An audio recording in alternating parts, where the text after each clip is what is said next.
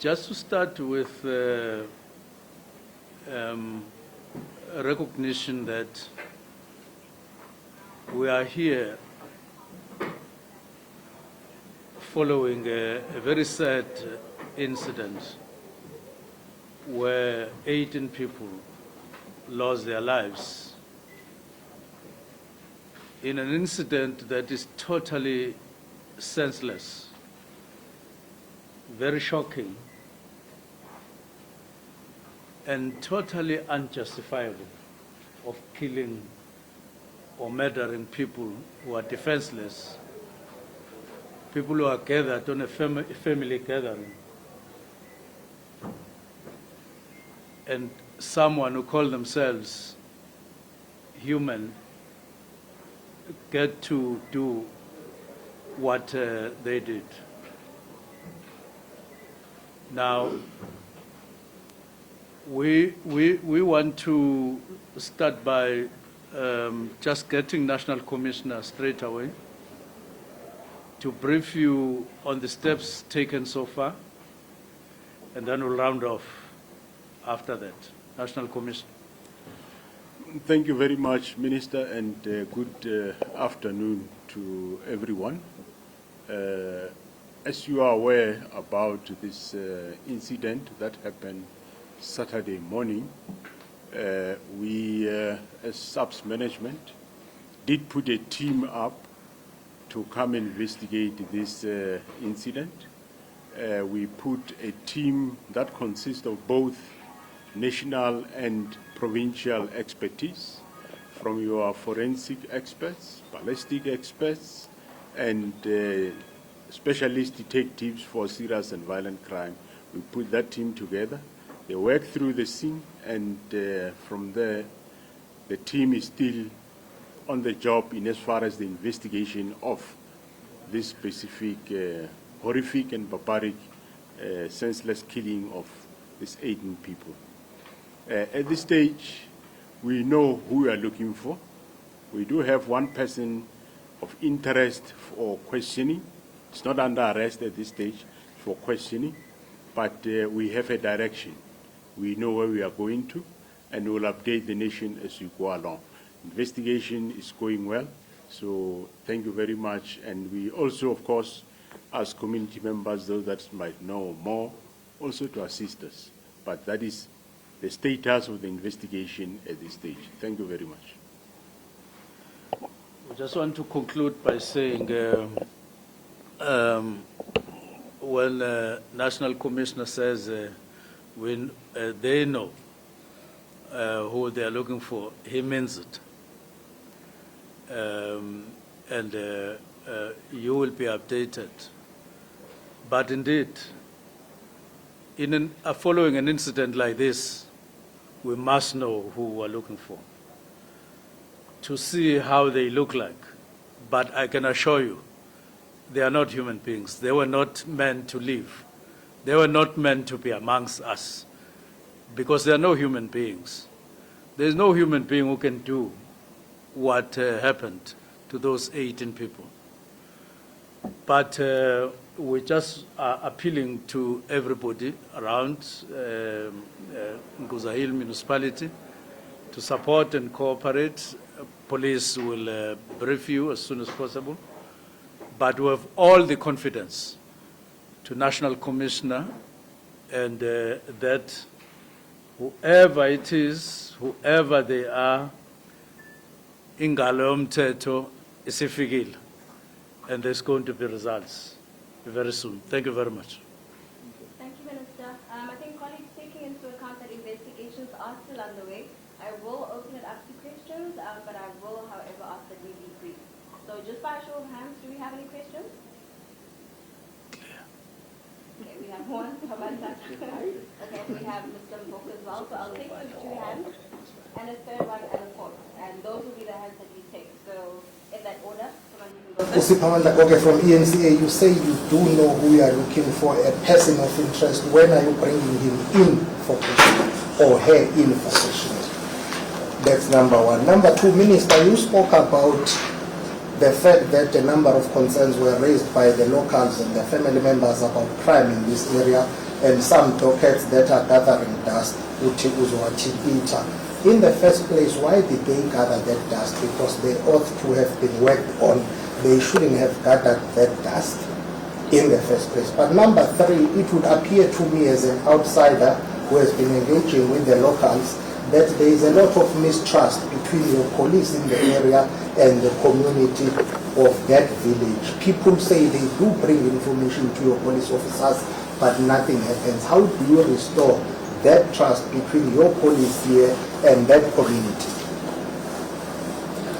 National Commissioner starts. Thanks, Minister. The person of interest, we are not going to arrest him. It's already in our possession. We have the person.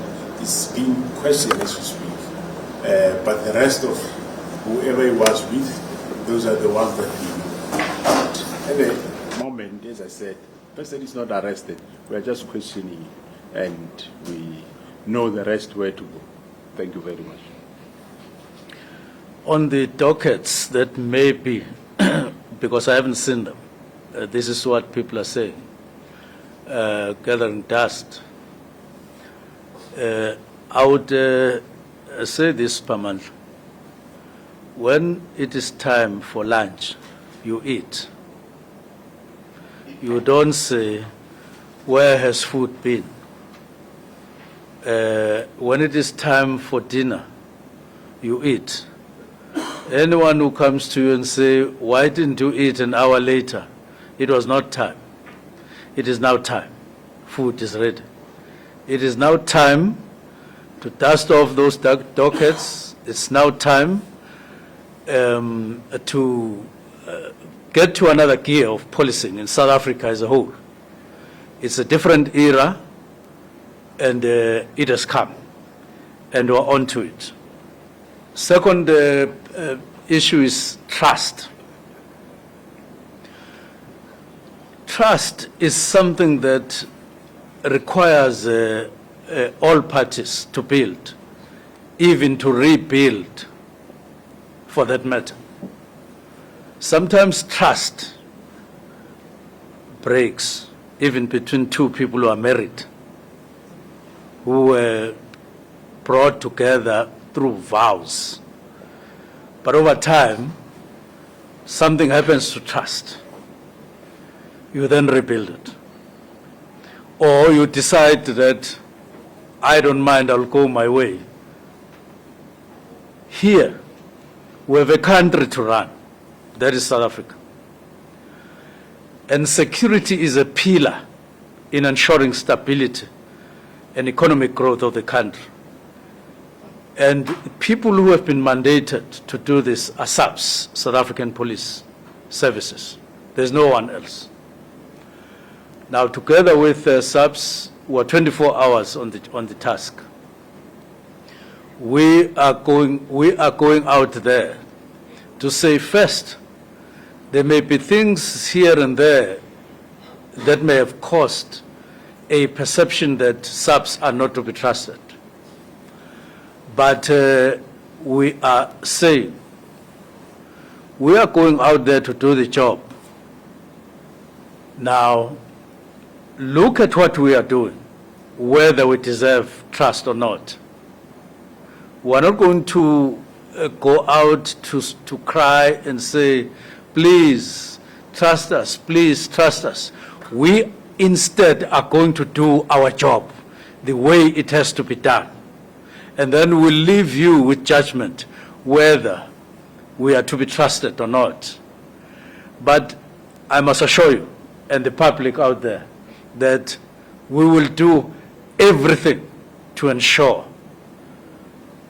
that we promote the rule of law in the country, that we bring order in this country, that we deal with criminals in this country head on when it is necessary. And I see that it is necessary. But I want to warn them, as I did inside, that the criminals, when they see police doing their job, they must surrender, or they will be made to surrender. Thank you. Thank you, Minister. Mr. Mboko? Okay, this one has dealt with the itself, but just for accuracy, National Commissioner, when you say the person was brought in for questioning, as in they were brought in and then released, but they are not been arrested. Correct. We brought the person in for questioning. We haven't arrested the person yet. We are still investigating. Brought in for questioning and then released. No. The outcome, at the end of the questioning, it will be decided whether he's arrested or he's released. So the questioning continues. The investigation continues, and the questioning continues. I might as well just add a little bit of context. It does not mean that police were just driving around and they met somebody and they brought him or her in for questioning. He was brought in. He is there and being questioned for a reason, a very good reason. Just one question. Just another one, Commissioner. The crime scene was raised, but then this morning court was in order to then cordon off.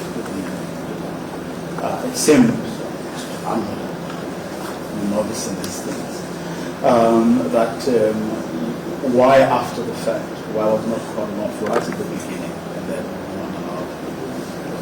I suppose that speaks to the rationale of cordoning off, but only now. And then to the Premier, just with regard to arrangements, funeral arrangements, whatever possibilities are being contemplated, have the families been engaged? Well, there seems to be a great deal of confusion there. And one family has already said that it wouldn't want to be part of this because, well, they have their own reservations.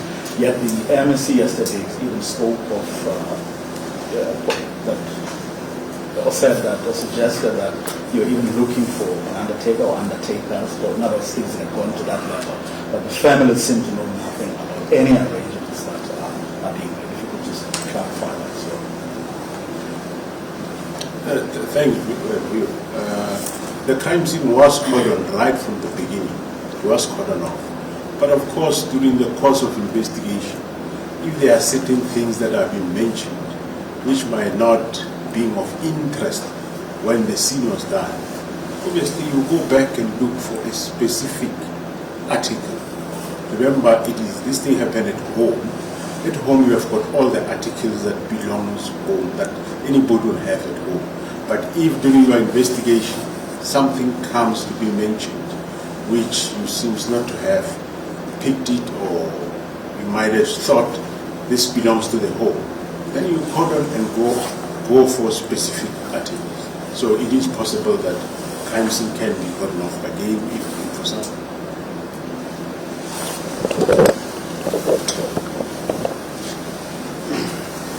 Thank you very much, Statu. You're correct, because the work has been, or probably it's a work in progress. But today, earlier on, we had a meeting with the families, all of them, here, because we came here to see them. We started a conversation with them on how are we taking this process to its logical conclusion. We have agreed with them on the process, and the discussion is also going on with them on a date, because we needed to consult them about that. We processed everything from government to support. Surely we'll be supporting families who need support. Those families that they probably do it on their own. I don't think we'll force them into this arrangement, but surely we will be able to support all families. We just made it a blanket like that to make sure that the process is followed to the latter. The Director General with all other accounting officers are handling that issue. Bodies are being moved from today to the relevant funeral parlors. So that is being handled. So families have been fully briefed now. So we are also working with them, having established also a small committee. All spheres of government are working together to ensure that we will be able to help families, and also to mitigate the disastrous effect of this. You don't want to see these families suffering more than what they've already suffered. What is clear to all of us is that criminals have actually declared war. This is war. So many deaths at the same time only happens when people are at war. And I don't think we should really be resting on our laurels, folding our arms when criminals have declared war. We will definitely reciprocate that. And this is exactly what we're doing. That's the point that the Minister is making. When these thugs are actually drawing their firearms, pointing to police, we don't expect police to run around like headless chicken. Our people are dependent on them. Police are the state themselves. We need to really restore that law and order, and people must respect that. Part of what we have just observed in the recent past, here, Gauteng, Western Cape, KZN, particularly in the taxi industry, the high caliber machines that are used to protect taxi bosses, that are just being showcased everywhere. And as we know, the law says those guns should be on hoisters, and you can have them, but you cannot just be showcasing them the way that it has been happening. We spoke with the PC in our PIF. PC, this must come to an end. We can't go to funerals again and see people shooting at random, people protecting other people the way that they've been doing. There must be law and order. We are not a banana republic. So we are basically inculcating that culture of full responsibility for people to know what is right and what is wrong. Surely, we have said so. We can't really coexist with criminality. We can't give space to thugs. We're not just going to eliminate conditions. We'll basically eliminate thugs. They must not be in our society anymore. Our people have lived terrible life. It's enough, and it cannot go on more than that. We already told the update now that there will be a funeral parlors around here, like your Kuma, Zidlekaya, Po, that are already have collected some of the bodies as per the procurement processes. So I won't venture into those kind of detail. What I want is a proper funeral for these people, for families, to be able to be assisted by government, and the provincial government is leading that exercise, coordinating all other spheres of government to make sure that we do have that. We wanted to close this chapter of the funeral so that we allow police to continue with this. What we want are the criminals who have done this. We want them. We want to exhaust our energy chasing them, finding them. We've got to get them. Thank you so much. Thank you, Premier. We have 3 last questions from the 2 colleagues, so we'll have the first 3 questions and then we'll end with the last one. This person of interest, does she or he have any link to the families and link with the organization, but also has the trust? Can we take the last question? I take in part of the job was coming to Lusikisiki. We also formed part of the fact-finding mission. Have you had some people coming out with information of asking, because my colleagues and I are really better to get to the community members to speak on it, but have you had people coming up with information from themselves? Last question? We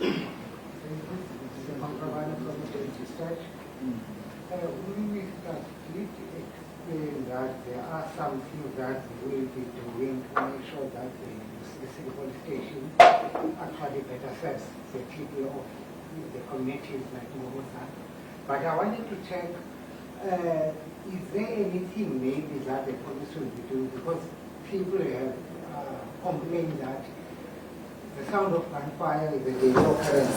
I wanted to check, are there plans to put boots on the ground, specifically in eNgobozana, so that these people can have a good night's sleep for now, even if it's just a temporary matter?